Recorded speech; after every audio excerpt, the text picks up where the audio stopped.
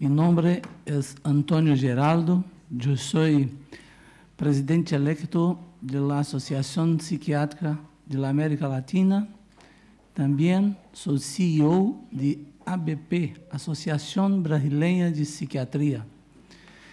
En Brasil, todos estão invitados para o Congresso Brasileiro de Psiquiatria, que é um congresso que teremos 8.000 pessoas. É um congresso muito grande, que temos tradução para inglês.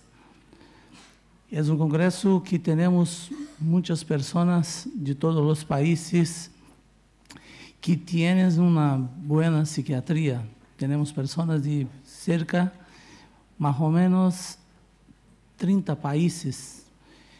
Temos um trabalho muito importante na psiquiatria. A psiquiatria brasileira é muito boa. Há uma distância muito grande da psiquiatria privada e da psiquiatria pública. Pero estamos trabalhando que a psiquiatria pública seja a mesma que a psiquiatria privada, com a mesma qualidade. Bueno, a apresentação a pedido de Alberto. ¿É isto? No Brasil, este ano, o congresso é de 25 hasta 28 de outubro, em São Paulo.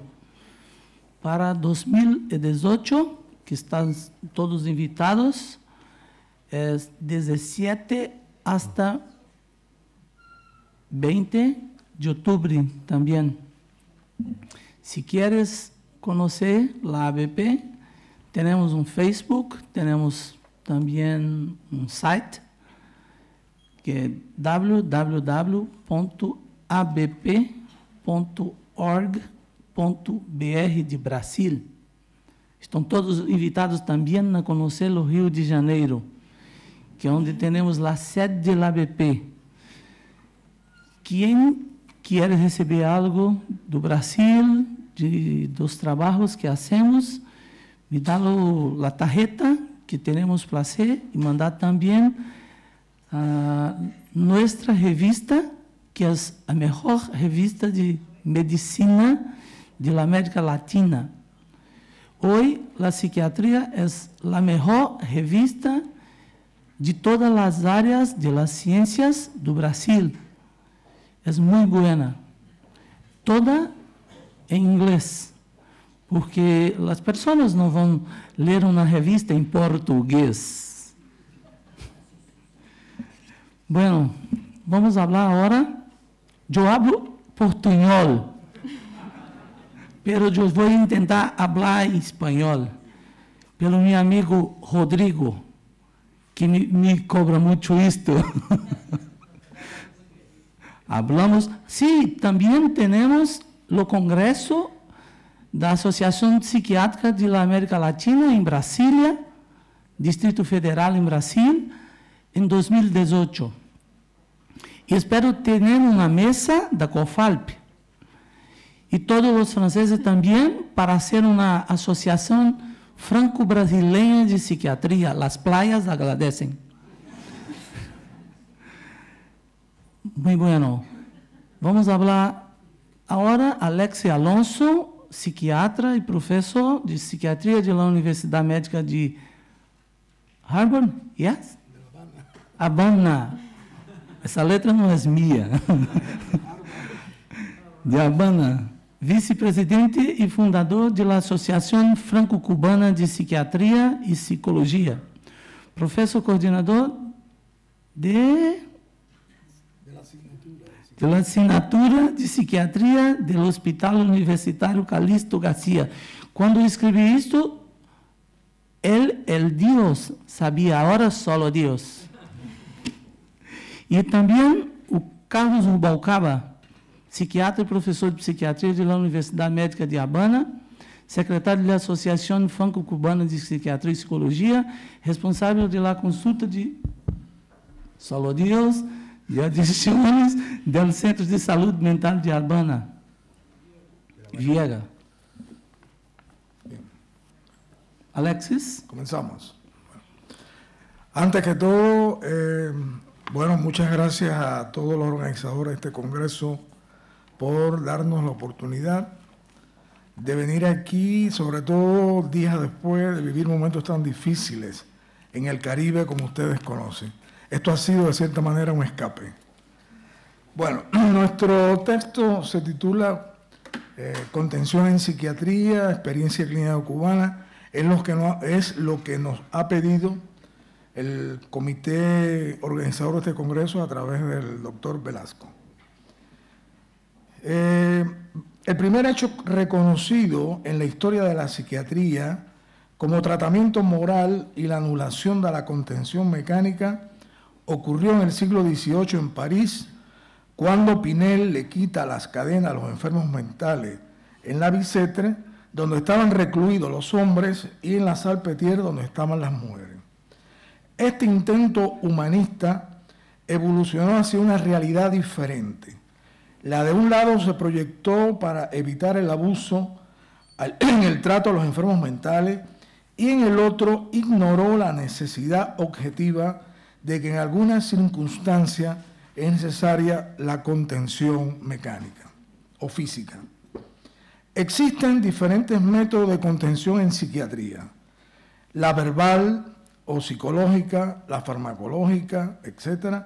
Pero fundamentalmente en este trabajo nos referiremos a la mecánica o física y de la interrelación que puede existir entre ella y las otras formas como mejores alternativas. Celso Arango, vicepresidente de la Sociedad Española de Psiquiatría y vicepresidente del Colegio de Psicofarmacología Europea, dice: tenemos pacientes que si no contenemos pueden quitarse la vida de la manera más cruenta que se puede imaginar, y pone sobre la mesa una realidad que es la de realizar sujeciones a pacientes cuando en un momento determinado de su tratamiento no se controla con otra medida. ¿Qué entendemos por contención mecánica? Según el Tratado de Psiquiatría de Kaplan, la contención implica medidas para reducir los movimientos corporales del paciente con correas de sujeción, camisas de fuerza, a diferencia del aislamiento. El aislamiento consiste en la instalación o la retención de un paciente en una habitación vacía con el propósito de contener una situación que puede dar como resultado un estado de urgencia psiquiátrica. Engloba un conjunto de medidas que restringen el movimiento, ya sea manualmente o mediante un dispositivo físico o mecánico, material o equipo ligado o adyacente al cuerpo del paciente que éste no puede retirar con facilidad. Cita de la OMS. En este concepto se engloban mecanismos de sujeciones diferentes, como pueden ser chalecos torácicos y abdominales para silla, cinturones para sillas o cama, muñequeras, barandillas de diferentes tipos. A pesar de las cuestiones éticas que acarrea su uso y los riesgos que suponen en la seguridad del paciente, las contenciones son una de las opciones con las que cuenta el profesional de la psiquiatría para impedir que el paciente se pueda autolesionar o dañar al resto de los trabajadores que lo atienden. El atar a un paciente es algo que se debe usar en casos extremos y en indicaciones muy precisas. La misma puede causar daños físicos como tromboembolismos pulmonares, úlceras, infecciones, estados de debilidad, y daños psicológicos como traumas, miedo, pánico, agresividad, apatía, depresión, además de que se les priva su derecho a la movilidad. Por tal razón, la psiquiatría debe de aspirar en un futuro que estos métodos sean erradicados y buscar alternativas que no comprometan la humanización del paciente, educando al personal que lo atiende, pero mientras eso llega, cómo y cuándo se debe de aplicar una contención mecánica. Las medidas educativas y la protección que devienen de protocolos de actuación, principios éticos y regulaciones legales son necesarios para una práctica más humanizada y de respeto hacia los derechos del paciente. El método es aplicado en la mayoría de los países y según algunas estadísticas que se reportan, en Europa, España es uno de los países que más se aplica. Hemos encontrado datos de un 40%, mientras que en Francia, Italia y Alemania está más o menos un 15%. En el siglo XIX, en Cuba, siendo colonia española, se comienza la construcción del Hospital Mazorra, que en su inicio tenía como objetivo ser un centro de aislamiento o de asilo para los ancianos sin familia, los locos de la calle, los deambulantes, esclavos que ya no rendían en el trabajo y los vagabundos.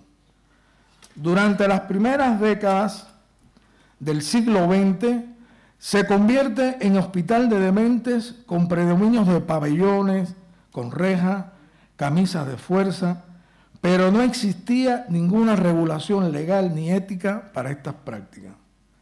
En el resto del país solo habían clínicas privadas que se resolvían con la contención mecánica.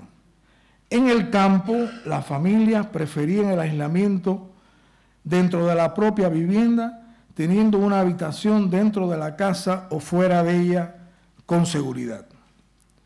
La transformación en 1959 del Hospital de Dementes de Mazorra en el posterior Hospital Psiquiátrico de La Habana es reconocida en la historia de la psiquiatría cubana como el primer hecho que devuelve la dignidad al enfermo mental en Cuba, y es en parte porque modifica el aislamiento masivo de pacientes en los pabellones con rejas, aplicándose un tratamiento más humano.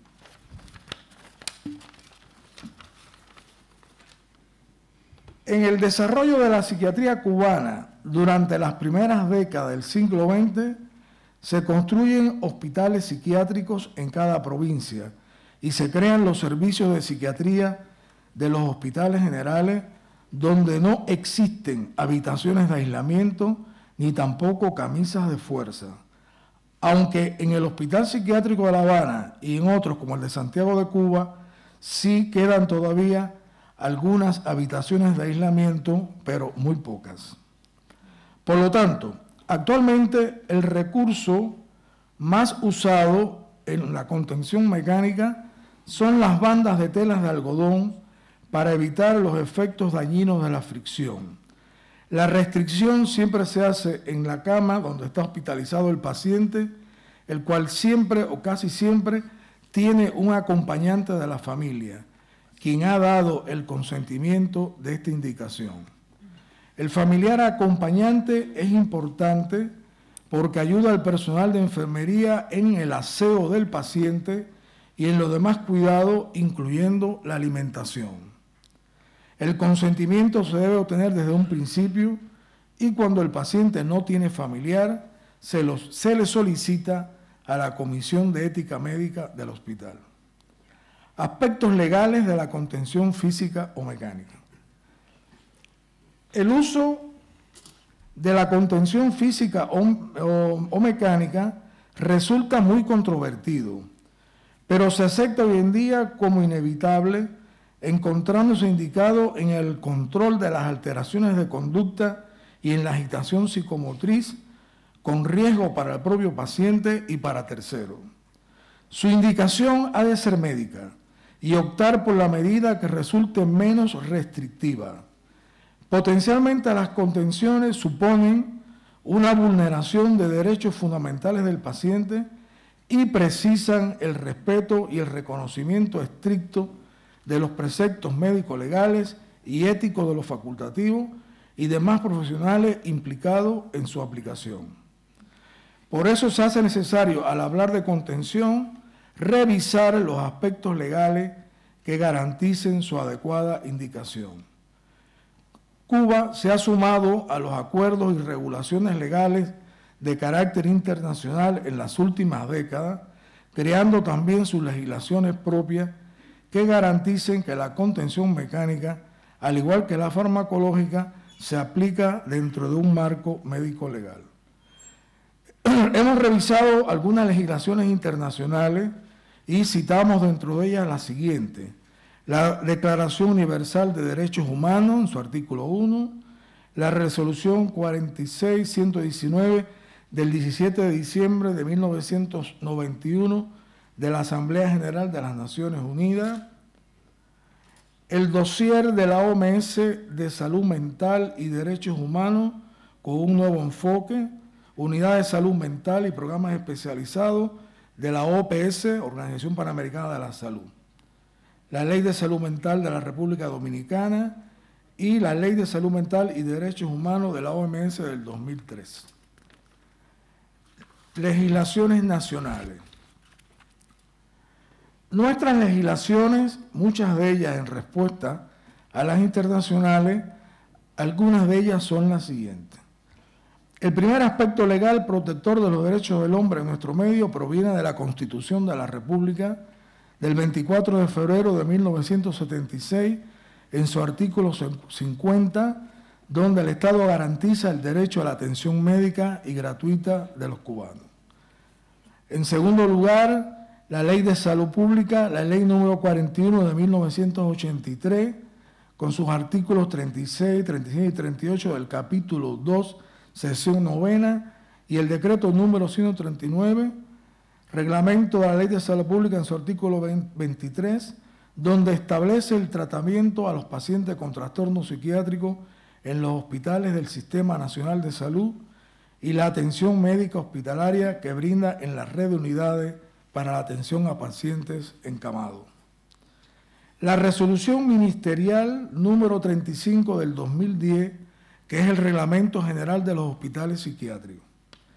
En este reglamento se garantiza la atención, vigilancia, protección, seguridad y cuidado de los pacientes, y dentro del mismo citamos los diferentes capítulos, secciones y artículos que de una manera u otra garantizan la calidad de la atención psiquiátrica, la protección a pacientes y el cumplimiento de normas y medidas que permiten respetar los derechos de los pacientes, así como un tratamiento humanizado. Citamos su capítulo 1, el capítulo 2, el séptimo, el 10º, el 15 y el 19. En todos estos capítulos y artículos que hemos citado, hemos encontrado los aspectos protectores de este reglamento oficial. De ellos queremos destacar el humanismo, dentro de los valores, la calidad de la atención con la asesoría de los comités de calidad, la indicación médica de atención a la urgencia psiquiátrica, el consentimiento informado y la evitación al maltrato físico y psicológico. Para finalizar nuestra primera parte, la segunda parte la continuará el doctor Rubalcaba, queremos hablar un poco de la necesidad de la capacitación en esta orientación que debe tener el personal de nueva formación o el personal paramédico que trabaja en la salud mental. Para ello, el especialista de psiquiatría recibe en el programa de la residencia temas que lo capaciten para ejercer esta contención. El personal de enfermería que trabaja en psiquiatría se capacita con maestrías de salud mental o con cursos posbásicos sobre la especialidad. También puede hacer una licenciatura en enfermería. Médicos generales que trabajan en la salud mental pueden realizar maestrías de salud mental, y el personal paramédico que se prepara como asistente a pacientes. En la capacitación están incluidos los aspectos éticos y legales, además de las normas, los protocolos de actuación, los procederes, etc. Estos criterios son representativos a nivel nacional porque disponemos de un sistema único de salud. Damos la palabra al doctor Rubalcaba.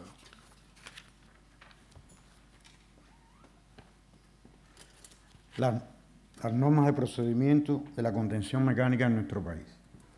Hemos recogido información de diferentes servicios de psiquiatría, de los hospitales generales y de los hospitales psiquiátricos en La Habana. Y en todos hemos visto que el procedimiento para la contención mecánica está normado de la siguiente manera. Esta indicación es indicación exclusiva del psiquiatra en casos con excitación psicomotriz que no permite en ese momento aplicar otra medida de control. Esta indicación requiere el consentimiento informado de un familiar, al igual para la contención farmacológica. El personal de enfermería forma parte del equipo que cumple la indicación y mantiene una permanente observación al paciente. El tiempo de la contención no debe exceder las 48 horas. Hay que tratar que sea lo menos restrictivo y liberar al paciente antes que el daño sea irreversible. Esto se puede lograr integrando la contención verbal y la psicofarmacológica. El paciente debe estar en decúbito supino y a veces con la ayuda utilizando una cama Fowler para evitar broncoaspiraciones. Las bandas que se usan son de algodón para evitar daños por la fricción. Y en el hospital psiquiátrico, como decía el doctor, donde hay algunas habitaciones de aislamiento, estas se pueden indicar cuando la excitación es muy intensa y se hace muy difícil poder controlarla con la mecánica. El aislamiento no debe pasar 72 horas. Todos estos pacientes reciben la visita del médico varias veces al día y la enfermera lo observa de manera mantenida. ¿Cómo realizamos la contención en nuestro medio según estas normas? Se necesita al menos 4 personas para llevar a cabo una contención mecánica. No siempre están perfectos, a veces no hay personal suficiente y entonces se hace más difícil cuando en ocasiones la urgencia es inesperada. Se intenta hablarle al paciente y explicarle lo que está sucediendo y por lo que hacemos hasta lograr la aplicación de la sedación farmacológica. Debemos de comprobar periódicamente la seguridad y la comodidad de las bandas a una separación de 2 dedos del cuerpo para evitar la fricción. El psiquiatra debe tener las indicaciones actualizadas teniendo en cuenta la evolución del paciente. Las complicaciones más frecuentes observadas en nuestro medio.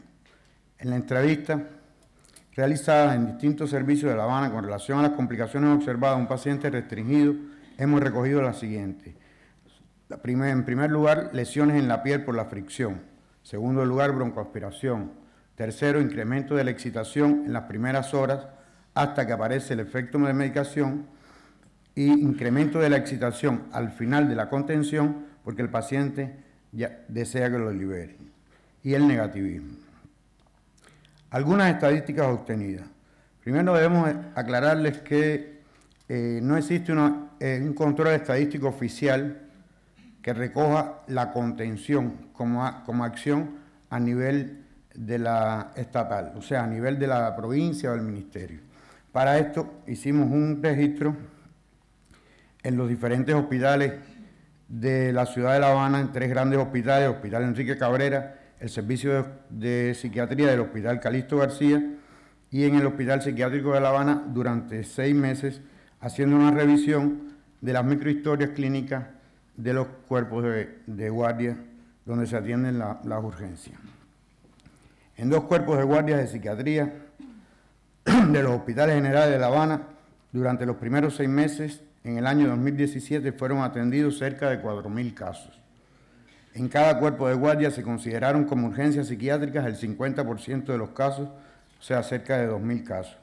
Ambos cuerpos de guardia tienen camas de observación, lo que le permite tratar la excitación de pacientes antes de ingresar a la sala.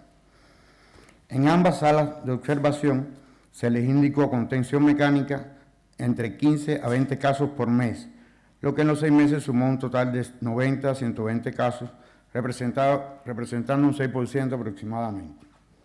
En el cuerpo guardia del Hospital Psiquiátrico de La Habana, donde también hay camas de observación y en donde se atiende una mayor población, el número de casos estimados que se le indica contención mecánica mensualmente es aproximadamente entre 21 y 30 pacientes por mes. El número de casos que se contienen mecánicamente en la sala de hospitalización es mucho menor, 3 casos aproximadamente por mes. La mayoría, a todos los pacientes ingresan por el cuerpo de guardia y allí se les mejora la excitación y el estado de urgencia en las camas de observación. Reorientación de la psiquiatría hacia la comunidad. En el año 1995 se acuerda por los psiquiatras cubanos reorientar la psiquiatría hacia la comunidad y dar más protagonismo a la atención primaria. Aparece así una nueva unidad de atención. En su inicio se llamó Centro Comunitario de Salud Mental y en la actualidad Departamentos de Salud Mental Comunitario. Esta unidad, a diferencia de las que ya existentes en los policlínicos integrales y comunitarios, donde se ofrecían consultas de psiquiatría, fueron concebidas para realizar tareas de promoción, prevención, atención y rehabilitación de salud mental. La principal tarea de estos centros en la promoción y la prevención es darle prioridad a trabajar con los grupos de riesgo. Nos referimos a la población más vulnerable como los niños, los ancianos, las familias disfuncionales, familias donde hay psicóticos y donde hay presencia en adicciones. Este departamento de salud mental existe uno por cada municipio, atendiendo una población determinada entre 90.000 y 10.000 habitantes, o algunos pueden ser más pequeños como el de Centro Habana, que tiene 15.000 habitantes. Y donde no lo hay, este departamento existe un equipo de salud mental comunitario que realiza las mismas acciones. Este modelo de atención permite trabajar más de cerca del medio donde procede el paciente y tener una mejor participación de la familia. La psiquiatría comunitaria, como así se llama, esta reorientación facilitó también ser más precoz ante muchas situaciones clínicas que constituyen urgencia psiquiátrica. En ocasiones, la situación de la urgencia es llevada al Departamento de Salud Mental, acompañada por la familia. También es frecuente que desde la comunidad se solicita la intervención directa del equipo de salud mental. Existe un número de casos que se pueden atender en su medio utilizando el ingreso domiciliario. Para esto es importante la familia, posibilidades de cuidado y atención permanente bajo la supervisión del psiquiatra, su enfermera y su médico de familia. Con el ingreso en el hogar se obtienen muchas ventajas. El paciente se mantiene en su medio habitual, la familia se mantiene unida durante el episodio y se facilita el manejo de la crisis por parte del equipo de salud mental.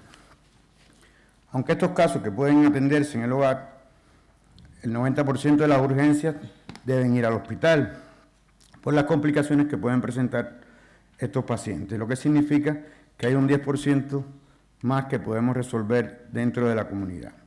En ocasiones, la contención mecánica se hace en el mismo hogar y a veces el paciente ofrece mucho menos resistencia.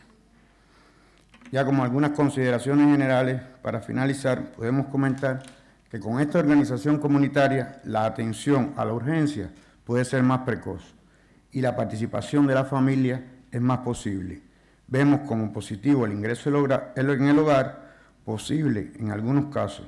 Consideramos que esto, aunque no lo resuelva del todo, pueda tener la intensidad de la excitación o la urgencia psiquiátrica y tal vez influir en el bajo número de casos que se reportan en los hospitales con contención mecánica. Sin embargo, lo que no podemos aún resolver, un 90% de casos se derivan al hospital para prevenir los posibles daños y las consecuencias o dramas de un cuadro de agitación grave. Muchas gracias.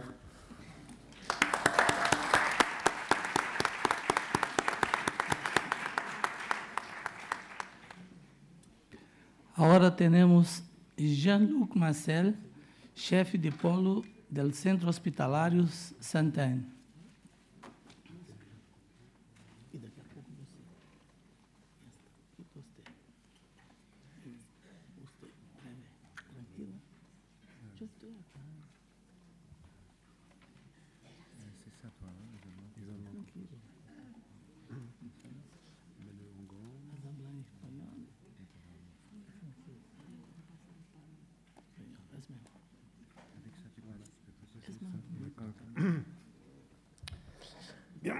bonjour. Donc effectivement, je suis responsable d'un pôle de psychiatrie à l'hôpital Sainte-Anne qui s'occupe des habitants du 5e et du 6e arrondissement de Paris. Alors, parler de l'isolement et de la contention, c'est toujours un peu compliqué, c'est pas commode, parce que, d'abord, l'isolement et la contention représentent un sujet qui est au cœur de l'actualité de la psychiatrie. C'est au centre des préoccupations des équipes soignantes, car ils peuvent constituer une atteinte grave aux droits des malades. C'est aussi un sujet polémique. Il touche à la partie la plus sensible parce que la plus humaine de notre pratique. Et si ce sujet suscite un débat vif au sein de la communauté psychiatrique, entre partisans et opposants, c'est parce que les uns se prétendent réalistes et pensent les autres naïfs et angéliques. Enfin, c'est un sujet qui divise, puisqu'on observe des différences importantes entre les hôpitaux au sein du territoire, au sein d'un même hôpital entre les services et à l'intérieur même des services entre les médecins. Enfin, c'est un sujet qu'il s'agit d'aborder, ce n'est pas toujours facile, avec délicatesse si possible, sans passion, mais avec détermination. Alors, 2 textes sont venus enrichir le débat. D'abord, la loi de modernisation de notre système de santé qui date du 26 janvier 2016. Cette loi rappelle la nature hautement liberticide de l'isolement et de la contention et la nécessité de leur encadrement. Elle passe, et c'est très important, du terme de prescription à celui de décision médicale. L'isolement et la contention quittent le champ soignant pour entrer dans celui de la privation de liberté. Ce sont des mesures qui doivent rester exceptionnelles et de dernier recours. Ce sont les termes de la loi. Reste à définir ce qu'on entend par exceptionnel et de dernier recours. Leur mise en œuvre doit faire l'objet de surveillance stricte, confiée par l'établissement à des professionnels de santé désignés à cette fin. Cet établissement doit établir un rapport qui rend compte des pratiques d'admission en chambre d'isolement et de contention. Chaque service remplit un registre chaque mois qu'elle fait parvenir à l'administration de l'hôpital. Le deuxième texte, c'est celui des recommandations de la Haute Autorité de Santé publique de mars 2017. Ce texte détermine les différentes modalités et la surveillance clinique qui est très précise des patients qui sont mis dans des chambres d'isolement ou de contention. Surveillance somatique, durée de la mesure, traitement éventuellement préventif. C'est pas mal développé. À ces 2 textes, il faut rajouter les différents rapports du contrôleur général des lieux de privation de liberté, vous savez, qui visite régulièrement tous les lieux de privation de liberté, qui insiste régulièrement sur des décisions excessives d'isolement et de contention dans les hôpitaux psychiatriques, en déplorant une mise en œuvre humiliante, indigne et parfois dangereuse. C'est eux qui disent ça. Ce long préambule semblait nécessaire car ces mesures posent des questions éthiques qui interrogent le droit et le respect des libertés, ainsi que de réelles questions cliniques. En effet, ces pratiques peuvent compromettre l'alliance thérapeutique, retarder la réhabilitation et complexifier le rétablissement. Quand on connaît l'importance du premier contact lors de la rencontre qui précède toute prise en charge, on a quelques raisons d'être inquiet. Alors, pourquoi isole-t-on et attache-t-on? Alors, il y a des raisons cliniques, mais moi je préfère plutôt dire comportementales. Des différentes études qu'on peut voir dans la littérature, il ressort que pour la contention, l'hétéroagressivité est la raison principalement retrouvée. En ce qui concerne l'isolement, c'est la crainte d'un passage à l'acte ou du risque de fugue. Quand les professionnels considèrent un patient comme dangereux, agressif ou difficile à prendre en charge, on note une tendance plus arbitraire à des mesures coercitives. Une étude britannique, je pense que c'est là, une étude britannique en 2006, effectuée par Foster et collaborateurs, concernant l'analyse qualitative de la violence pendant 1 an dans 5 unités fermées, met en évidence sur 256 incidents relevés, 57% étaient orientés vers l'équipe soignante. Le refus de sortie de l'unité représente dans 30% des cas l'élément déclencheur. Le mode d'agression était verbal, avec pour conséquence principale pour le soignant la peur, dans 60%. 36% des patients ont été isolés, 25% contenus, malgré 44% de résolution par le dialogue.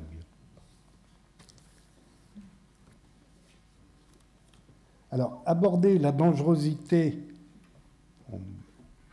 et la violence, c'est quelque chose de très sensible et complexe qui comporte une dimension subjective, relationnelle et situationnelle, mais qui dépend également du contexte social et législatif plus ou moins sécuritaire. Les hôpitaux psychiatriques ne sont pas à l'abri de ce contexte dont il faut nécessairement tenir compte. La violence entrave la pensée, met en difficulté les défenses ordinaires, elle mène à la décharge, à l'agir, au risque de faillite des capacités relationnelles, au profit de réponses hyper rigides ou à des positions de certitude elles-mêmes violentes. Car si la violence incite à la déliaison, la réponse consiste à mettre du lien, ce qui renvoie à une capacité d'accueil, une disponibilité psychique et physique qui doit mener à des possibilités d'apaisement et de bonification. La fonction contenante du soignant est au premier plan. Alors il y a d'autres raisons qui sont évoquées.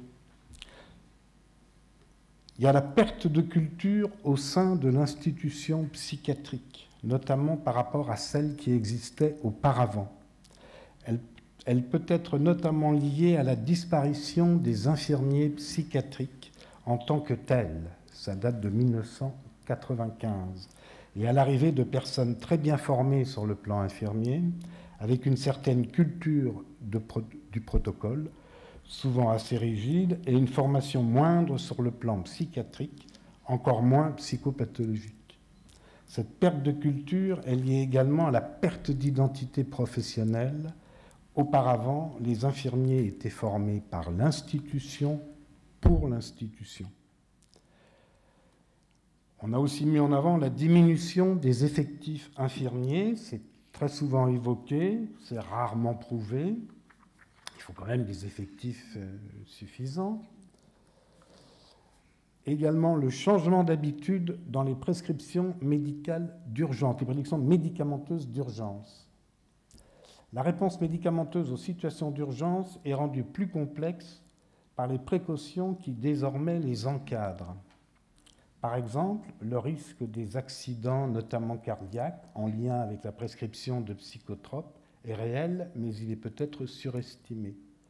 Ces précautions incitent souvent à la prudence dans le choix du traitement et dans l'établissement de la posologie qui, en apaisant insuffisamment le patient, peut être un facteur d'entretien de la violence.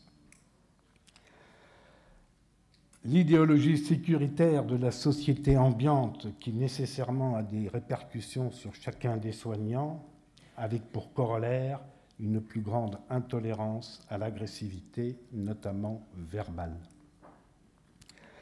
Enfin, il y a l'absence de temps de réflexion autour de la prise en charge des patients. Il faut bien le dire que les 35 heures sont venues, la réforme des 35 heures sont venues désorganiser complètement les hôpitaux, et notamment les hôpitaux psychiatriques et les équipes, ainsi que les changements d'horaire qui en ont découlé. Alors, peut-on s'en passer ? Alors, sans être dogmatique et pour que ces mesures restent effectivement exceptionnelles et de dernier recours, On peut envisager différentes actions pour prévenir la violence avant d'arriver à des mesures coercitives et liberticides que sont l'isolement et la contention mécanique. On peut déjà prévenir les risques de violence, parce que réduire l'isolement et la contention, c'est prévenir et anticiper les risques de violence, revenir à la clinique et à l'analyse institutionnelle. On peut y rajouter aussi former les infirmiers. Il s'agit de personnaliser la prise en charge, tenir compte des comorbidités, prendre en compte les observations antérieures par des contacts entre soignants, l'existence de risques propres aux patients, signalés par l'entourage familial, par les patients eux-mêmes. Il s'agit d'éviter les ruptures de soins qui peuvent s'accompagner de risques de violence et donc entretenir la continuité des soins. Il s'agit de préparer le temps de l'hospitalisation par un relais confiant entre les soignants qui adressent et ceux qui accueillent. La tension est forte entre contenance soignante et la répétition de la violence. La contention et l'isolement est la résultante de la décomposition de la contenance. Justement, la contenance. En effet, contenir un patient n'est pas synonyme d'isoler ou d'attacher. La contenance peut revêtir différentes formes en fonction de l'état du patient et de ses antécédents. Cette contenance est portée par l'équipe, la qualité de la relation et la cohérence des intentions avec les actes. On distingue ainsi la contenance psychique, qui est de mettre en place une relation qui a pour objectif d'aider un patient à se décaler de ses pulsions, même si son état demande un contrôle extrême de ses mouvements. Une communication doit être établie, une mise en mots et un sens proposé et une ambiance apaisante instaurée. La contenance physique, c'est une implication directe des soignants qui enveloppent physiquement le patient. La contenance chimique, car les traitements médicamenteux sont essentiels, ils doivent être bien conduits et efficaces. La qualité de l'évaluation clinique des soignants permet de mettre en cohérence les actions de soins et de porter leur sens auprès des patients, plutôt que de se retrancher derrière des protocoles.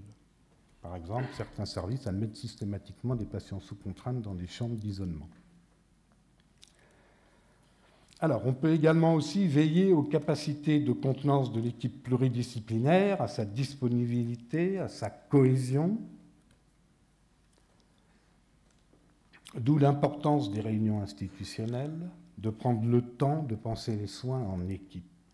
À ce titre, l'analyse a posteriori d'une décision d'isolement ou de contention est fondamentale, intéressante et enrichissante pour l'équipe. Il faut être aussi très vigilant sur les conditions d'arrivée des patients, les horaires, s'ils arrivent attachés ou non, le parcours qu'ils ont fait et l'origine, si c'est un hôpital général ou si c'est un autre centre d'urgence. En effet, une très grande majorité des patients arrivent déjà contenus, notamment des urgences des hôpitaux généraux qui usent, abusent de la contention de façon complètement illégale.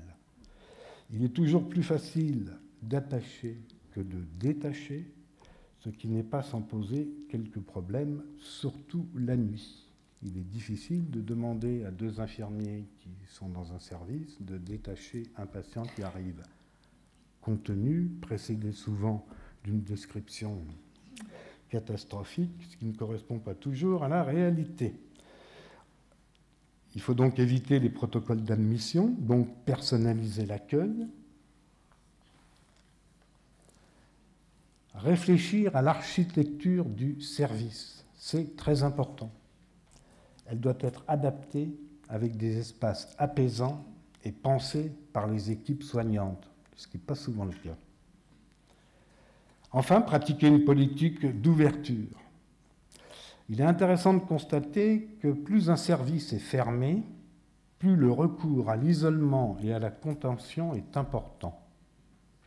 Une étude suisse a étudié sur 2 ans le taux de recours à des mesures coercitives d'un hôpital en fonction de l'ouverture ou de la fermeture de 2 unités sur 4. Cette ouverture a permis une baisse significative de l'isolement et du recours à la médication forcée dans les unités concernées, sans augmentation dans les unités restées fermées. Enfin, dernière suggestion, l'accès libre à des activités thérapeutiques dans l'unité. Ça paraît être frappé du coin du bon sens, mais ce n'est pas toujours le cas. Enfin, il existe bien sûr d'autres moyens pour prévenir la violence, qui reposent également sur une bonne analyse clinique, une organisation des soins réfléchie et sur la nécessité d'une approche relationnelle qui facilite l'apaisement d'une situation de crise. Alors, qu'est-ce qu'on peut retenir ?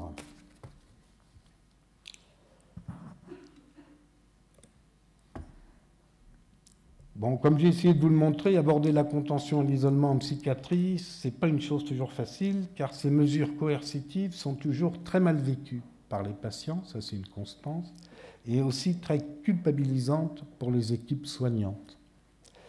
Alors, la contention et l'isolement sont-ils des soins ? Alors ça, c'est une vaste question. Je crois qu'on va essayer de tordre le cou à cette phrase qui consiste à dire que contention et isolement sont des soins.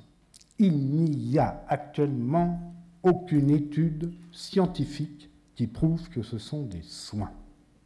Aucune. Donc, isolement et contention ne sont pas des soins, jusqu'à preuve du contraire. Ce sont, jusqu'à preuve du contraire, des mesures de protection. La loi de modernisation du système de santé est importante. Elle était nécessaire. Avant elle, il n'y avait aucune réglementation.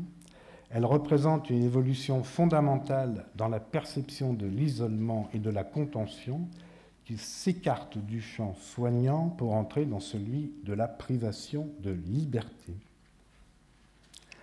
Ce changement lexical n'est pas anodin, car il oblige les équipes à se positionner vis-à-vis de ces pratiques en rappelant les droits fondamentaux des patients. La dimension sécuritaire, avec la décision d'isolement et de contention qui s'y rattache, ne doit pas prendre le pas sur l'analyse clinique et le contexte relationnel. Ne pas en tenir compte, c'est favoriser une perte de l'alliance thérapeutique et jeter un discrédit sur les soins. De nombreux arguments laissent à penser que moins un environnement est stressant et contraignant, plus le patient est responsabilisé, il devient acteur de ses soins et considéré comme un sujet. L'apaisement qui en résulte diminue de fait le risque d'un passage à l'acte. Dans cette perspective, ouvrir les services et garantir un accueil bienveillant semblent être des solutions à retenir, comme le développement des soins en dehors de l'hôpital. Enfin, l'instauration nécessaire de protocoles ne doit pas se faire au détriment de la pensée soignante, de la réflexion autour des soins et de la qualité de leur organisation. La relation doit rester au centre de l'accompagnement du patient en crise. C'est à ces conditions que l'isolement et la contention pourront rester exceptionnels et de dernier recours. En fait, si l'augmentation des isolements et des contentions peuvent être considérés comme un marqueur d'évolution des institutions de soins vers une défaillance clinique, psychique et morale, la préoccupation du dernier recours peut sûrement être à l'origine de leur diminution, mais il est sans doute préférable de réfléchir plutôt à l'intérêt du premier recours, qui est penser les soins différemment en psychiatrie. Alors, pour terminer, je vais vous raconter une petite histoire. Comme toutes les histoires, elle commence par « Il était une fois ». Il était une fois dans un grand hôpital parisien qu'on appellera hôpital S, un chef de service de psychiatrie qui venait prendre ses fonctions et qu'on appellera le docteur A, qui, lors de sa prise de fonction, a réuni l'équipe de son service pour leur expliquer un petit peu comment elle comptait fonctionner et quelle était sa politique de soins. Elle a parlé de l'ouverture des services, elle a parlé de création d'un accueil 24 heures sur 24 à l'extérieur de l'hôpital. Et puis, à la fin, elle a demandé à ses équipes, avez-vous des moyens de contention? Ces équipes ont répondu, oui, on en a. Alors elle leur a dit, apportez-les-moi, je vais les rendre à l'administration, comme ça on ne pourra plus attacher et on fera autrement. Pendant 10 ans, elle a fait autrement, les équipes ont fait autrement, et il n'y a jamais eu de patient ni enfermé ni attaché. Elle est partie à la retraite, et un autre médecin est venu, qu'on appellera le docteur L, qui est venu avec ses collaborateurs, et qui a été paniqué à l'idée qu'il n'y ait pas de moyen de contention et que les portes soient ouvertes. Alors il a tenu un discours aux équipes soignantes différent. Il leur a dit, attention, vous allez recevoir des patients dangereux, agités, vous allez vous faire casser la figure, il faut des moyens de contention. On n'a réintroduit les moyens de contention, on a commencé de nouveau à attacher et on a fermé le service. Alors je trouve que cette histoire, elle illustre assez bien la difficulté d'aborder le sujet, puis elle vous permet aussi de voir de quel côté je pense, mais je ne suis pas sûr que vous ayez besoin de cette histoire pour le savoir. Merci beaucoup.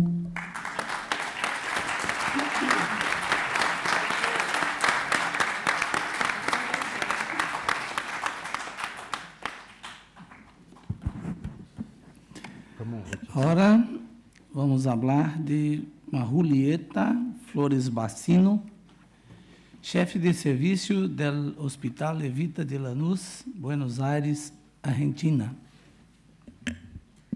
De que chamamos contención?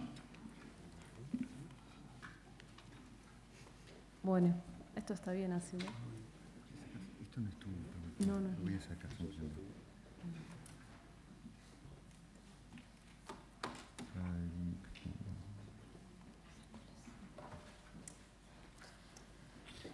Bueno, buenas tardes a todos. Para los que son de Argentina y conocen un poco más del sistema, lo nuestro, o sea, yo soy directora de salud mental del municipio de Lanús. No encontrábamos bien la equivalencia acá en París, entonces sería un poco como eso de chef de pôle de lo que sería el Hospital Evita de Lanús. Primero que nada, quería agradecer por esta posibilidad, por haberme invitado. Susana Elkin, muchas gracias. Bueno, Dominique Wentrebert, Federico, Alberto, por todo. Bueno, Juan Carlos Tañero también. Tema polémico. Y más después de las ponencias anteriores, me toca última. Bueno, vamos a ver. Bueno, nada, un sueño para mí estar acá en París, esta ciudad que amo, en el Hospital de Sainte-Anne, donde tuve la posibilidad de hacer un stage en el 2014, del cual me quedé enamorada. La forma de trabajo, la calidad de la gente, de los profesionales, y ni hablar de las instalaciones, es como impensado un poco eso. La prolijidad de todo. Así que bueno, nada, gracias nuevamente. Retomando un poco los ejes del Congreso, digamos, es todo sobre, bueno, los lazos que se establecen en Argentina-Francia, digamos, Hospital Sainte-Anne, y estas tres cuestiones de soigner, accompagner, contenir. Me voy a centrar sobre esto último, ¿no? Entonces, un poco para arrancar, yo buscaba la definición de contención, ¿no? Pensé encararlo por ahí, si no uno siempre cae, digamos, como directamente en estrictamente lo psiquiátrico. Yo soy psiquiatra. Entonces, encuentro, ¿no? Contención, dice, un proceso terapéutico que permite inmovilizar un miembro, comprimir tejidos o proteger a una persona enferma agitada. Entonces, más allá de toda la primera parte que habla de estos procesos mecánicos, me queda esto dando vueltas de la palabra proteger. Que también, ¿no?, se puede como interpretar de múltiples formas, porque dice proteger, ¿de qué manera? Y también me quedo con esto de, bueno, contención, protección. Después de esto voy y busco la palabra, o sea, no contención, sino contener como verbo. Y habla, da dos definiciones, y una, la que tomo, es esta de reprimir un sentimiento, impedir su manifestación exterior, mantener a alguien en un estado de calma, impedir que se manifiesten sus sentimientos violentos, remarca. Entonces lo pienso la contención desde lo psicológico, ¿no? Entonces, esto de crear las condiciones y posibilidades que faciliten a un paciente la elaboración o el desarrollo de sus capacidades mentales, ¿no? Dejando de lado toda esta parte agresiva que quizás en ese momento se pone en juego, que es lo que marcaba la definición, para poder pensarlo o elaborar su realidad de una manera más armoniosa. Entonces, pensaba también en Argentina. Un poco los colegas comentaron ya algo, pero ¿cómo encaramos estos, o sea, cómo llegamos a estos objetivos? Entonces, caemos en la contención. Nosotros dividimos un poco esto también en contención verbal, contención farmacológica y contención física o mecánica. Entonces, cuando estaban acá en el 2014, hablando con colegas franceses, me comentaban que cuando hablan de contención, acá, o al menos en el ambiente en que yo estaba, se da por hecho un poco esto de la contención física. Nosotros sí o sí tenemos que especificar qué tipo de contención. Entonces, un poco uno tiene como unos esquemas en el sentido de decir, bueno, primero empezamos con la contención verbal. Creo que nadie, psicólogo, psiquiatra, se le ocurriría empezar con una contención mecánica de entrada, sin siquiera estar al tanto de qué es lo que está pasando. Entonces, retomando esto de la contención verbal, le damos mucha importancia al discurso, en el caso de que haya un discurso o que se pueda establecer un diálogo con la persona. Muchas veces la agitación, la agresividad, la auto o heteroagresividad imposibilita esto.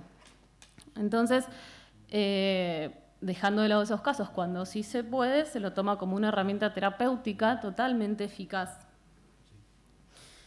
De hecho, lo consignamos en las historias clínicas. Se realiza contención verbal con buena respuesta o sin respuesta. Si esto, digamos, o sea, esto como un primer intento de establecer un lazo con esta persona que está sufriendo, ¿sí? Hay un sufrimiento. Entonces, tiene múltiples objetivos, ya un poco igual se abordó la parte más técnica, entonces una cuestión de tiempo también prefiero seguir como comentándolo. Si esto no nos da resultado, ahí uno apela o uno recurre a la contención farmacológica. Lo ideal es que se pueda hacer una contención farmacológica vía oral. Muchas veces, o sea, comprimidos. Muchas veces esto no es posible, sobre todo en los servicios de urgencia, en las guardias, que son muy distintas en Argentina, o al menos lo que yo viví. Entonces se apela a la contención farmacológica intramuscular, inyectable, que no deja de ser también una medida de invasión al cuerpo. Si esto no resulta, ahí recién, o sea, recurrimos, obviamente, dejando tiempo, administrando distintas dosis y demás, recurrimos a la contención física o mecánica. Quizás acá hacer una distinción, ya también algo se habló, pero entre lo físico y lo mecánico, ¿no? Entonces, lo físico, esto que por la fuerza física retener a un paciente, y lo mecánico haciendo uso de elementos. que también a veces es complicado en Argentina en cuestión de recursos. Obviamente es una medida de excepción, o sea, no se usa como algo de entrada, o sea, como primer medida. Creo que en eso coincido con las ponencias anteriores, todas las cuestiones que vienen antes de solicitar una contención mecánica. La surveillance, o sea, el control de esas contenciones es médico, lo hacen los enfermeros o lo hace personal médico. Las contenciones las indican los psiquiatras, pero también, yo he estado en guardias en que son indicadas por psicólogos. Pero bueno, el control viene más por la parte de enfermería. Control en cuanto a signos vitales, a todos lo que expusieron previamente. Quizá comentarles algo de la Ley Nacional de Salud Mental 26657 en Argentina, que aparece en el 2010. Como ley nacional, es la primera. No habla específicamente de la contención mecánica, ¿sí? Es una ley que se basa en las internaciones. Lo enuncia la internación como una medida de restricción de la libertad. Un poco lo que se podría poner a la contención en esa línea, pero no la establece así. Como psiquiatras creo que no debemos olvidar que es nosotros lo consideramos una herramienta terapéutica, ¿no? Entonces, como decía antes, intentamos con otros medios previamente y si esto no va, avanzamos con eso. Lo pensamos también desde el psicoanálisis, esto de la contención mecánica, como esto de ayudar a construir un cuerpo. Momentos como borde, decimos nosotros. Momentos en donde, por ejemplo, en episodios psicóticos, donde el cuerpo realmente se está desarmando y el paciente transmite esa angustia, muchas veces la contención viene a ser de ese borde. De hecho, siempre cuento la historia de un paciente que nos pedía, él se metía en la cama y cubría con las sábanas y pedía que le apretemos más las sábanas como cobertura. No estaba contenido ni nada. Pero él pedía, apriétenme porque eso me alivia, decía él. Entonces, en ese punto, tiene como las dos vertientes, ¿no? Lo pienso también desde la ley como una medida de restricción. No podemos dejar de lado la historia de la Argentina en cuanto a la dictadura, los años 70, todo lo que se vivió, cómo algunos hospitales psiquiátricos también eran usados como centros de detención. Entonces, eso deja una impronta en nuestra sociedad, nuestra cultura, que hace también que se retome esto de la restricción de la libertad. La ley de salud mental, un poco la de Argentina, habla de esto, ¿no? Como de los derechos humanos. Creo que tampoco tenemos que olvidarnos que obviamente que eso tiene que estar, pero bueno, también hay un objetivo terapéutico en lo que nosotros hacemos. Entonces, no solo pensar estas medidas desde los derechos humanos, sino también desde la terapéutica. Entonces, creo que esto nos convoca todo el tiempo a una formación, supervisión y repensar la práctica de manera de no caer en estas trampas que nos podemos generar a nosotros mismos. Un poco lo que hablaban en mesas anteriores sobre esto de ejercer desde lo que nos pasa también a nosotros. Y no olvidar la singularidad del sujeto. No vamos a ir por la vida conteniendo mecánicamente a todo el mundo, ¿no? Quizás son medidas que quedan como extremo, como último recurso, en algunos casos, y no en todos. No es un protocolo, digamos, que se aplica para todo el mundo y para todos lo mismo. Respecto de de, esto que decía de los posicionamientos, ¿no? Está bien, está mal. es muy difícil pensarlo como si está bien o está mal, sino repensarlo más desde esta singularidad del caso que planteaba antes. Hay una urgencia, una persona que está viviendo una urgencia en ese momento, urgencia subjetiva, lo sabemos, creo que todos manejamos los mismos términos en ese sentido, pero no lo podemos pensar como una manera de castigo. Al menos yo desde mi formación y desde todas las generaciones con las que he compartido, o sea, distintos, ¿no? Desde mis maestros hasta mis residentes, no lo pensaríamos nunca como una medida de castigo. Por eso tampoco apelamos a la generalización del método. Sí, creo que en algunos casos, o nosotros todavía no hemos conocido un método que lo reemplace, insisto, como medida terapéutica de último recurso. Y sí me parece importante esto de volver a, retomar esta definición que pone de la mano la protección y la contención. Si uno lo piensa como una medida de protección, puede actuar desde ese lugar. Si uno lo piensa como una medida de castigo, bueno, salvo que seamos unos perversos, no lo podemos, practicar porque no tendría ningún sentido. Entonces, y cómo esto se entremezcla a la vez con lo que tiene que ver con esta primera contención verbal, este primer aproximamiento y demás, y con la circulación de la palabra.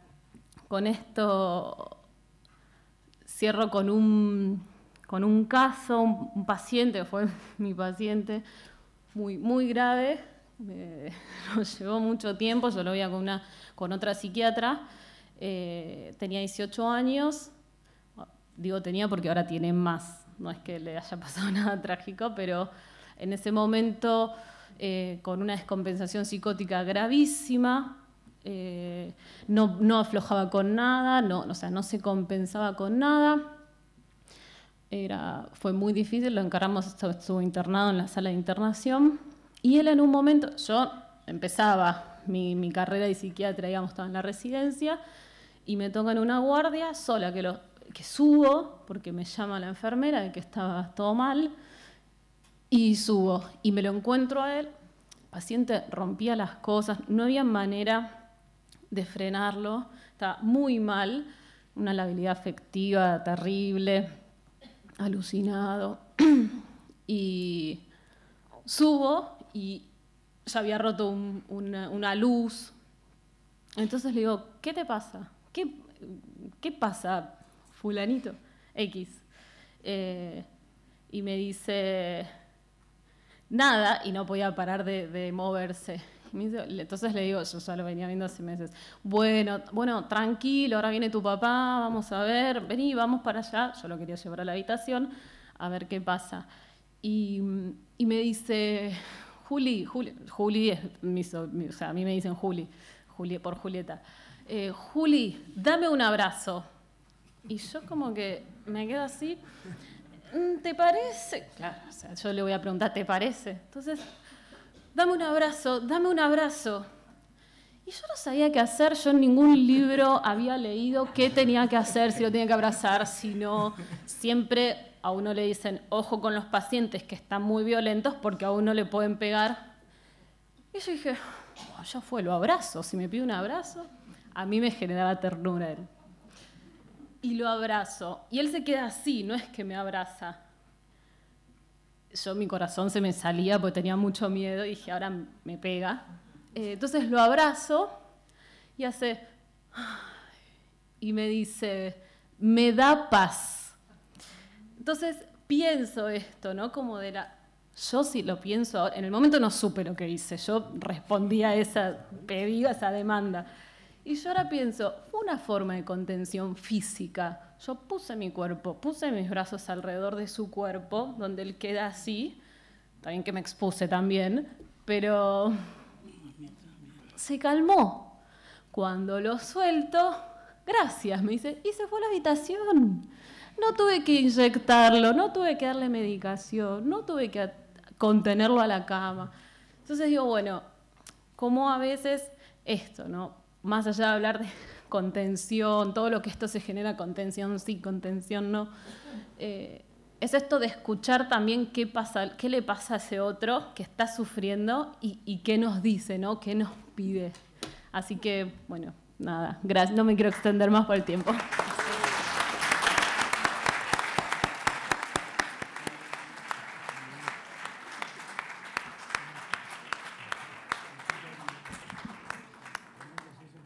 Agora vamos chamar o Federico Sola, que é presidente da AFA-PSM Section France. Federico. Oui, bonjour. C'est l'association française franco-argentine de psychiatrie et de santé mentale, section France. Je suis le président, je suis aussi praticien hospitalier à l'hôpital Paul Guiraud. D'abord, bien sûr, remercier ces interventions, ces 4 interventions, on y reviendra.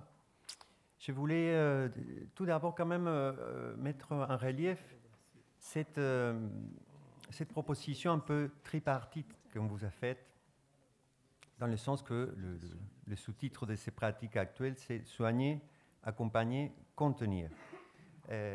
Donc, cette table qui aborde le 3e de ces termes, qu'on a retenu et qu'on a voulu le mettre en relief, en valeur, parce que sinon, on aurait pu penser que bon, le fait de contenir, d'une façon large, de contenir une souffrance qui déborde, ça pourrait se diluer simplement dans le fait de soigner ou d'accompagner. Donc, on a voulu vraiment interroger la question de contenir. D'abord, et je pense que les intervenants l'ont fait entendre dans un sens plus large de la pratique, contenir dans le sens d'une contenance, comme on a dit, qui peut passer par différents moyens. Mais quand même, on est aussi rattrapé par l'actualité et le débat s'oriente vers la contention mécanique. C'est une question qui est sensible, comme on l'a dit, comme l'a dit le docteur Marcel. Ce n'est pas simplement une question clinique, c'est une question sensible parce qu'elle touche à une question éthique, hein, par rapport à la dignité de nos patients. Ça a été abordé, bien sûr. Il y a une question aussi politique très forte parce que, bon, on a parlé des recommandations, de nouvelles recommandations. Les collègues étrangers ont parlé aussi du cadre légal qui est très présent et aussi un intérêt, un regard du politique sur nos pratiques qui n'est pas sans conséquence. Enfin, il y a une dimension bien sûr sociale très importante, notamment, je dirais, dans le sens où la contention mécanique, dans l'imaginaire social, elle représente, ou en tout cas elle active, un des regards les plus néfastes que nos concitoyens peuvent avoir sur la psychiatrie, pas seulement les patients, mais toute la société. Et donc, c'est une pratique qui persiste et qui risque quand même de stigmatiser notre travail et surtout nos patients. Pour revenir aux interventions qu'on a entendues, il est habituel maintenant, quand on intervient dans un congrès, de déclarer si on a des conflits d'intérêts. Moi, je crois que je n'ai pas de conflits d'intérêts vraiment, mais il faudrait quand même que je vous avoue que les 4 intervenants, c'est des personnes que je connais très bien, que j'apprécie énormément. Donc forcément, ce que je veux dire est un peu teint d'une certaine subjectivité et de partialité peut-être. Je les connais bien. Je voudrais étoffer un petit peu la présentation de chacun et ensuite leur poser une question pour lancer le débat. Pour nos amis cubains, le docteur Carlos Rubalcaba et le docteur Alexis Alonso, je voulais vous dire que que vous ayez le contexte aussi de ce que vous avez entendu, c'est des professionnels, c'est des professeurs de psychiatrie à La Havane qui sont très actifs dans la formation, dans la recherche. C'est des praticiens. Et quand ils parlent de psychiatrie communautaire, c'est des gens qui sont vraiment aux prises de cette pratique dans la communauté et auprès des gens. Et je peux en témoigner puisque j'ai eu l'occasion de visiter l'hôpital Calixto Garcia et La Habana Vieja avec ces deux intervenants qui m'ont accueilli d'une façon très chaleureuse là-bas. Et vraiment, quand on est sur place, on voit comment c'est une pratique vivante dont ils parlent et très, très concrète, et notamment cet aspect communautaire. Et aussi, il faut savoir que tel qu'est organisée la psychiatrie à Cuba, il y a une grande partie de soins qui convergent vers La Havane. Donc, eux, ils sont vraiment en première ligne d'une demande qui est extrêmement importante. Je voudrais leur poser deux questions, une question plus générale et une question plus précise. La question plus générale, et je pense que c'est quelque chose qui nous intéresse ici en France, c'est que sur la question de la contention, mais surtout, je dirais, sur la pratique de la psychiatrie à Cuba, avec cet aspect communautaire très important, dans un monde dans une Cuba qui change, parce que le monde change et elle change avec le monde, mais dans une Cuba qui change et qui reste fidèle à elle-même, je voudrais savoir quel est aujourd'hui l'impact pour vous de tous ces changements qui sont, je pense, bienvenus, mais qui sans doute changent la société, changent la pratique et changent votre travail. L'autre question, plus autour de la contention, qui me semble très intéressante, puisque c'est moi qui l'ai fait, c'est la question des familles, en fait. Vous avez bien compris, à l'hôpital psychiatrique, les patients sont hospitalisés avec un accompagnant de la famille, avec une personne de la famille, un proche, qui est là, qui a un lit, qui est à côté, ou s'il n'a pas un lit, il va passer la journée dans l'unité de soins. Il n'est pas dans les salons des visites comme on peut le faire à l'hôpital, et qui peuvent être présents au moment où, même si c'est exceptionnel, vous êtes amené à prescrire des contentions. Et aussi, vous l'avez aussi entendu, cette pratique qui me semble quand même une sorte d'avant-garde pour nous, parce que ce serait difficile d'imaginer ça en France, je crois que, enfin, sauf si je me trompe, ça n'existe pas, de contentionner les patients chez lui, au lieu de l'hospitaliser. Et ils sont vraiment auprès des gens, dans les familles, et parfois, dans un moment d'agitation, en fait, on les contient dans son foyer. Donc, ma question, c'était plus précisément, je dirais, famille et contention. Comment ça se travaille, quel est le rapport avec des familles, avec cette pratique, puisqu'elles sont là, dans l'intimité presque de ce qui se passe. Pour le docteur Jean-Luc Marcel, avec qui j'ai travaillé plusieurs années à Sainte-Anne, dans son service, que je retrouve avec plaisir, Jean-Luc Marcel, il est chef de pôle de Sainte-Anne, c'est un chef de service. Ce n'est pas n'importe quel chef de service. Si on l'a invité, c'est parce que c'est quelqu'un qui est héritier et défenseur, un fort défenseur d'une psychiatrie très ouverte sur la ville. Et du coup, dans cette logique-là qu'il défend et que ses équipes soutiennent, la question de la contention, bien sûr, se pose d'une façon toute particulière. Jean-Luc Marcel, au-delà de ses qualités cliniques, il a une très grande qualité qui est, je ne sais pas si c'est le cas aujourd'hui, mais toutes les années où j'ai travaillé avec lui, j'étais admiratif de la force qu'il mettait pour défendre ses moyens. Et il avait jusque-là réussi. C'est-à-dire, c'est un service qui est très très bien loti, avec un CAC, un foyer, un CATTP, 2 CMP, on peut dire.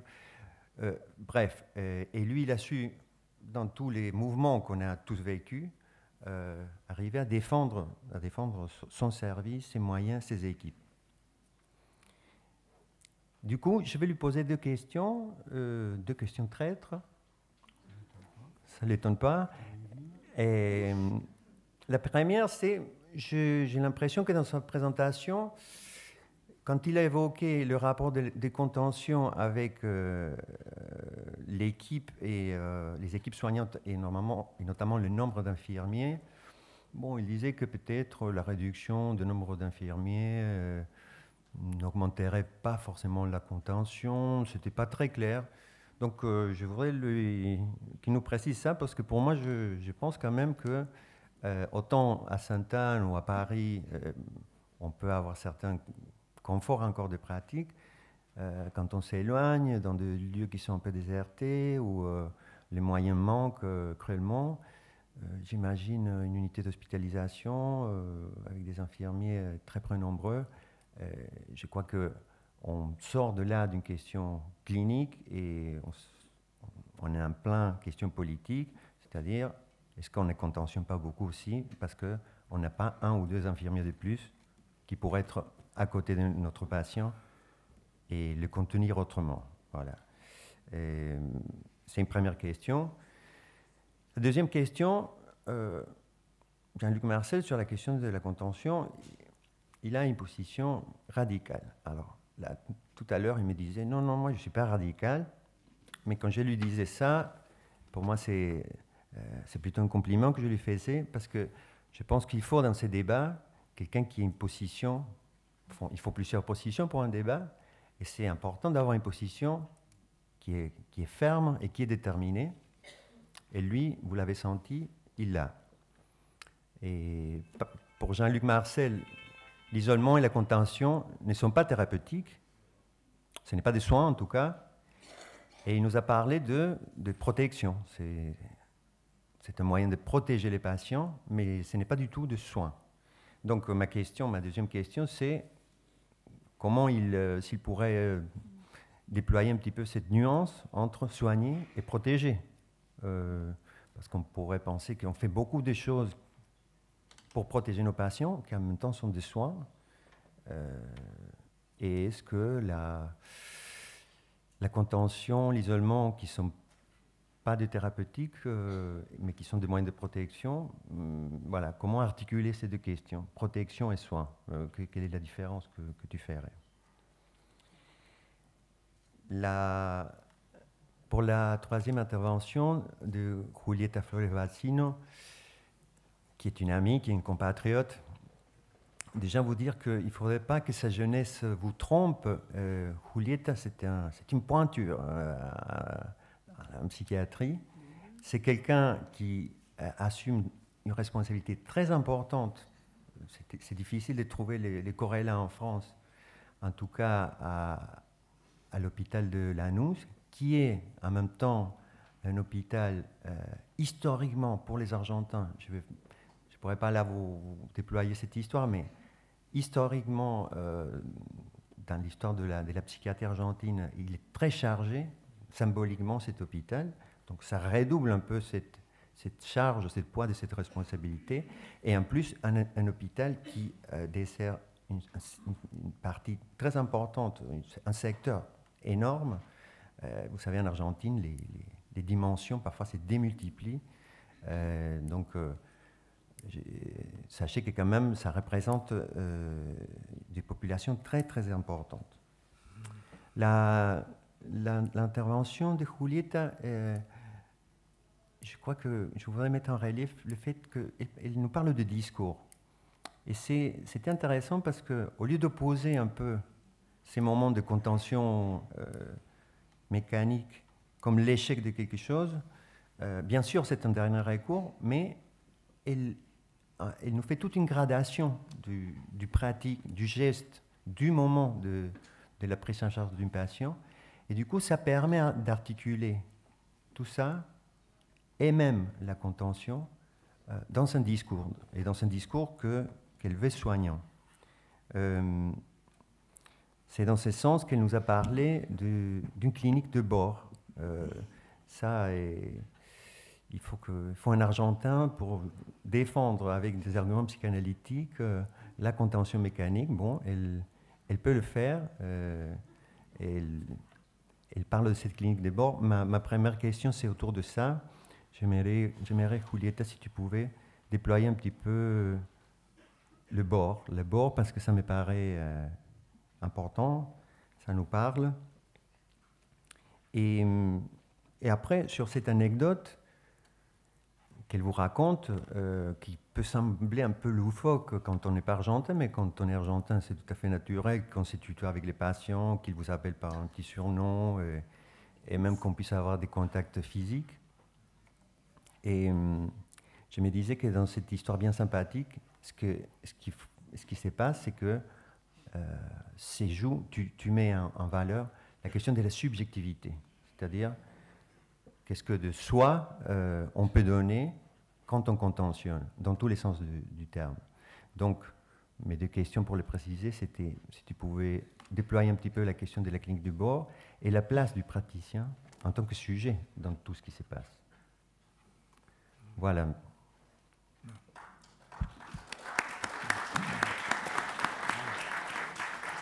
Bueno, yo voy a responder la pregunta que hace Osola sobre el tema del familiar acompañante a nivel del hospital. Y bueno, Carlos, pienso que hablará sobre el tema de la comunidad.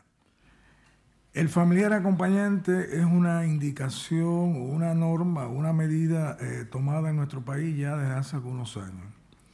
Es decir, siempre que ingresa un paciente en una sala de psiquiatría, tiene la posibilidad de tener su familiar acompañante.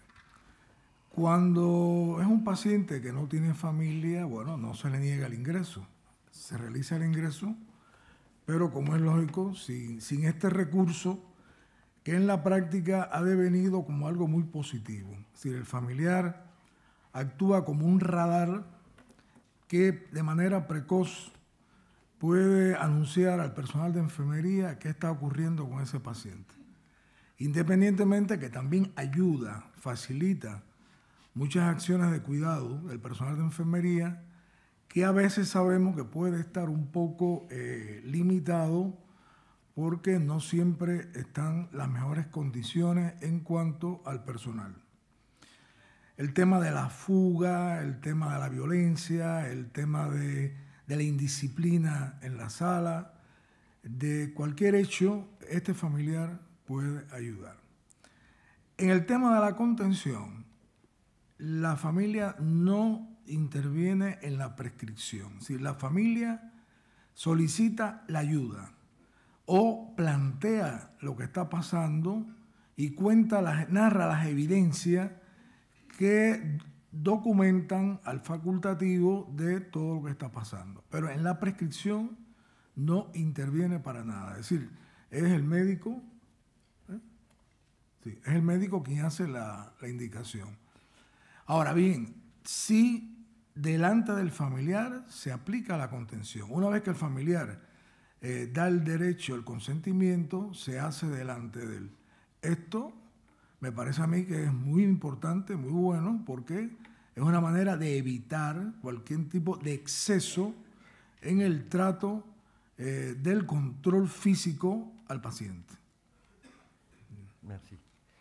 On me prévient qu'on devrait rattraper un peu le retard et du coup, on va vous demander de répondre brièvement, quitte à peut-être prendre des questions de la salle aussi pour pouvoir échanger avec vous. Voilà, si vous pouvez répondre brièvement dans la mesure du possible. En relación a lo que se decía de los diferentes cambios en Cuba y cómo es la repercusión sobre la atención, pienso que los cambios en Cuba, o sea, no son de una forma abrupta ni desorganizada, sino algo que se ha ido estructurando y sobre todo encaminado a consolidar una economía más fuerte. Y esto indudablemente se ha visto en la salud, porque No sé si conocen que el Ministerio de la Salud prácticamente es uno de los eslabones fundamentales de ingresos económicos al país, y esto tiene un beneficio importante porque se revierte esa economía sobre los centros de salud, sobre los hospitales, sobre los recursos, e indudablemente con relación a los cambios que han ocurrido, están encaminados en el aspecto de la salud a mejorar toda esta estructura de la salud que en ocasiones, o sea, no contamos con toda la tecnología de última generación, los últimos medicamentos, y esto se ha volcado en este aspecto y ha dado buenos resultados. Yo nada más quería añadir algo pequeño que con relación al trabajo de la contención en la comunidad. En la familia de Cuba tiene un poder importante, o sea, la unión de la familia es muy importante en nuestra cultura, y las decisiones familiares para nosotros y los miembros de la familia son importantes. Y a veces el consentimiento de un familiar, un padre, un hermano, un hijo, quizás para nosotros tenga mucho más valor que el consentimiento o la orientación de un fiscal o de una... Y la mayor parte de las veces cuando es un paciente que se maneja en la comunidad, la familia indudablemente interviene, y a veces nosotros tenemos que hacer a la inversa, explicar a la familia que con otras medidas, incluso con una contención ambiental, cambiando el ambiente, cambiando las condiciones, se puede manejar esa situación y hacemos una contención de una crisis o en el momento determinado, y no hay que llegar a... O sea, nuestro trabajo de forma preventiva, como decía el doctor, la mayor parte de las veces lo que hacemos es evitar que tenga una implicación mayor o una crisis de descompensación, o evitar la hospitalización, pero siempre con la ayuda de la familia. Merci beaucoup.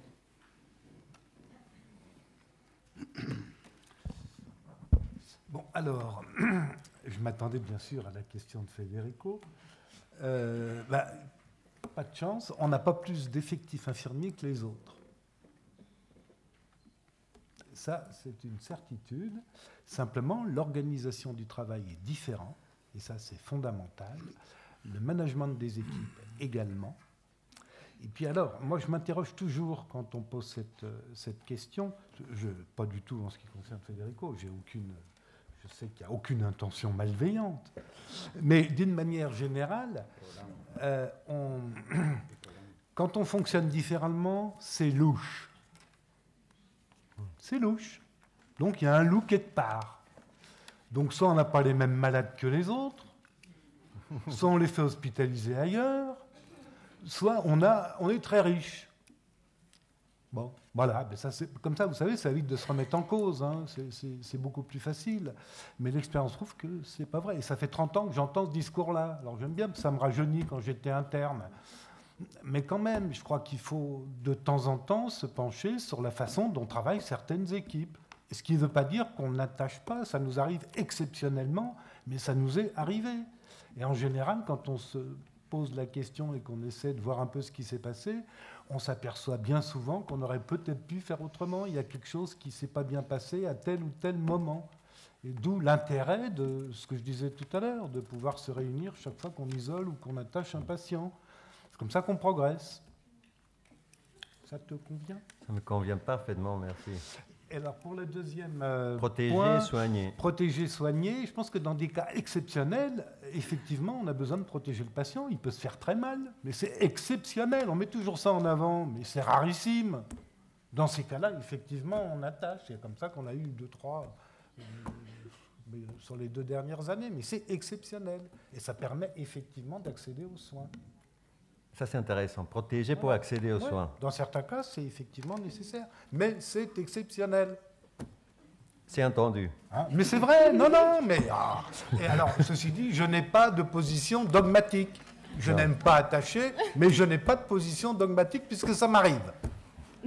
Hein, mais c'est vrai, c'est terrible d'attacher. C'est de la maltraitance par moment. Vous ne pensez pas? Bon.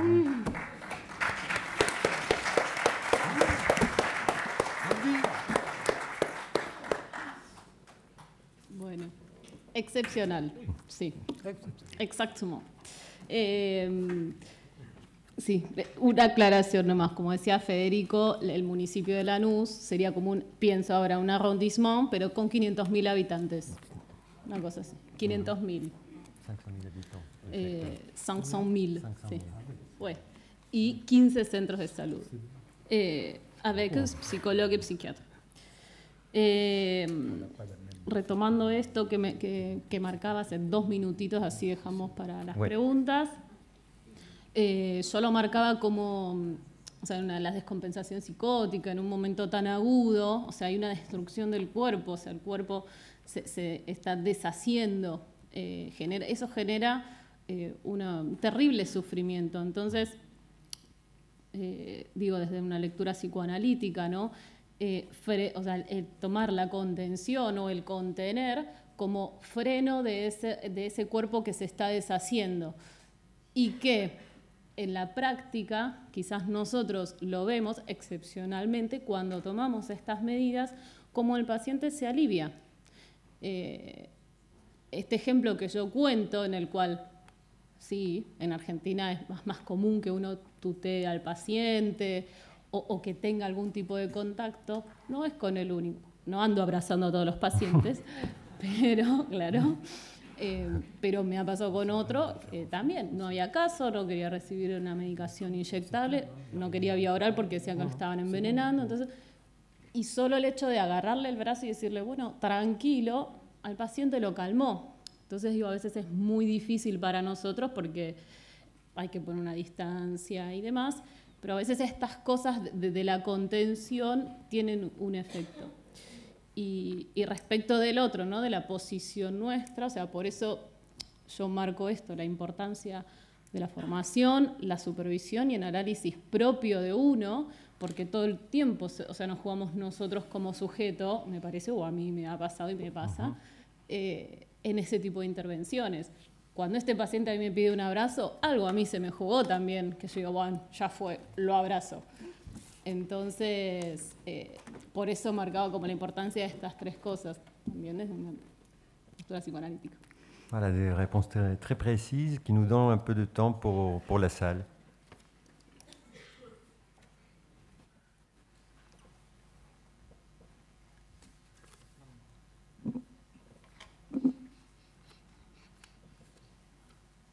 Merci.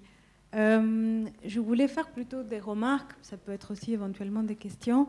Deux petites choses. Concernant cette définition que vous donnez, Julieta, sur la contention, mais que j'ai l'impression est quand même différente que la contention mécanique. J'ai l'impression que ça se joue à un autre niveau. On n'a pas parlé aujourd'hui, mais c'est des pratiques qui se font, en tout cas dans le secteur où je travaille, se fait aussi du travail d'enveloppement. Les enveloppements secs qui sont pratiqués parfois dans les services en France et qui vraiment mettent au travail cette question de la contention, mais pas sur le mode coercitif, justement, et de la contenance à la fois corporelle et de cette pratique de bord, mais toujours articulée à la parole, parce que dans les séances d'enveloppement, ce qui contient, c'est évidemment les draps, mais c'est aussi la parole du soignant qui est engagé avec le patient. Ça, c'était une petite chose. Et le deuxième, c'était plutôt une question autour de tout ce cadre légal de plus en plus lourd qui entoure les pratiques de contention mécanique. Il y a de plus en plus de protocoles, ce livret de contention qu'il faut signer, bon, tout un tas d'étapes dans le déroulement d'une contention mécanique. Et je me demande si ça n'a pas comme effet paradoxal, à un moment donné, d'effacer la question du sens de l'indication d'une contention, même la questionnement de est-ce que c'est vraiment nécessaire, au profit de justement oublier la question du sens pour justement se pencher uniquement sur est-ce qu'on a bien rempli toutes les étapes du protocole et d'effacer la question de la responsabilité subjective que chaque soignant engage quand il pratique une contention mécanique. Donc à la fois c'est là pour protéger les droits du patient, mais j'ai l'impression aussi que ça a des effets paradoxaux, tout ce cadre légal très lourd.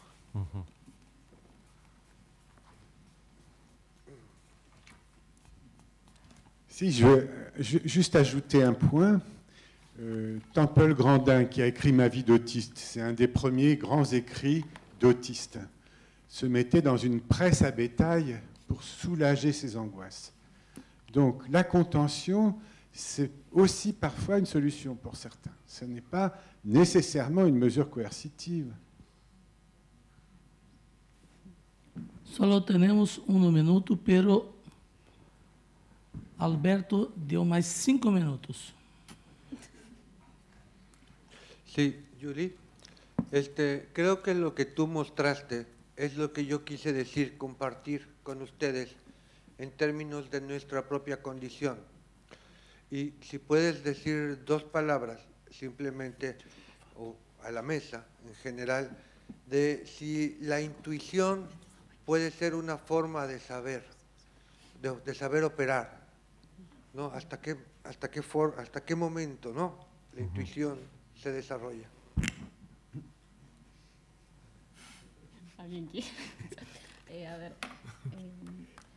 yo creo que, o sea, en algunos casos se juega la intuición, o sea, me parece que es inevitable. Uno después opera desde su formación. Si yo tengo que hablar de ese momento, no la voy a caretear, o sea, no voy a hacer como un sí, me evoqué a tal autor. No, me surgió eso con el paciente, él lo solicitaba y podría decir que fue algo intuitivo. Después lo puedo resignificar quizás desde un lugar teórico con esto, ¿no? Con esto de hacer un board, un poco lo que explicaba antes. No quiere decir que no resalte la importancia de lo formativo.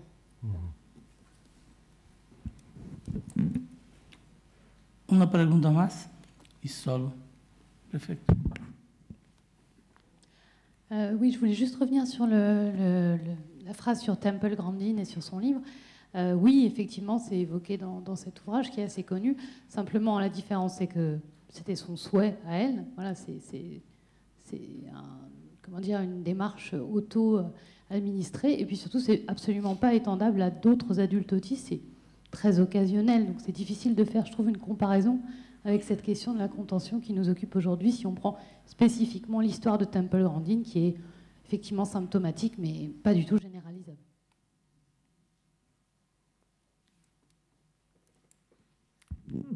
Je rebondis moi aussi parce qu'on faisait un petit aparté avec Jean-Luc Marcy qui me disait, enfin, on discutait de ça. Il y a la contention, il y a ces sangles qui sont un petit peu, qui produisent un effet comme ça, un peu horripilant. Et il faudrait peut-être imaginer cette contention mécanique, voilà, comment lui donner une autre modalité, une autre façon, trouver quelque chose qui soit différente, voilà, qu'on puisse contenir aussi quand il est nécessaire. Oui, la camisole de force, je pense que c'est une représentation encore plus néfaste que les attaches sur un lit. Mais voilà, c'est peut-être une réflexion sur laquelle on pourrait rester, de comment faire la même chose autrement quand il faut le faire.